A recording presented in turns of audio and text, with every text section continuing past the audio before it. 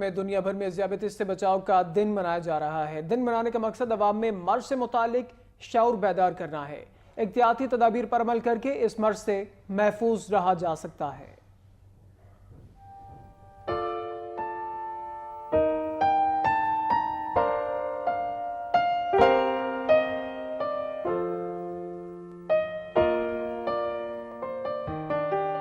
ذیابیطس سے بچاؤ کا عالمی دن اقوام متحدہ کی سفارش پر ہر سال 14 نومبر کو منایا جاتا ہے۔ اس دن کو منانے کی ابتدا 2007 میں ہوئی۔ شعبہ طب میں یہ مرض خاموش قاتل کہلاتا ہے۔ مرض پر قابو پانے کے لیے انسولین استعمال کی جاتی ہے۔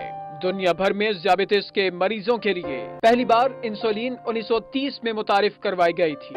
عالمی ادارہ صحت کی رپورٹ کے مطابق دنیا بھر میں کروڑوں افراد ذیابیطس کے مرض میں مبتلا ہیں۔ اس مرض سے تقریباً 80% اموات کم آمدن والے ممالک میں ہوتی ہیں۔ مناسب اقدامات نہ کیے گئے تو 2030 تک ذیابیطس دنیا کی 7ویں بڑی جان لیوا بیماری بن جائے گی۔ طبی ماہرین کے مطابق موٹاپا، تمباکو نوشی اور ورزش نہ کرنا ذیابیطس کی اہم وجوہات ہیں۔ ڈاکٹرز کے مطابق مرض لاحق ہونے کے باوجود معمول کے مطابق زندگی گزاری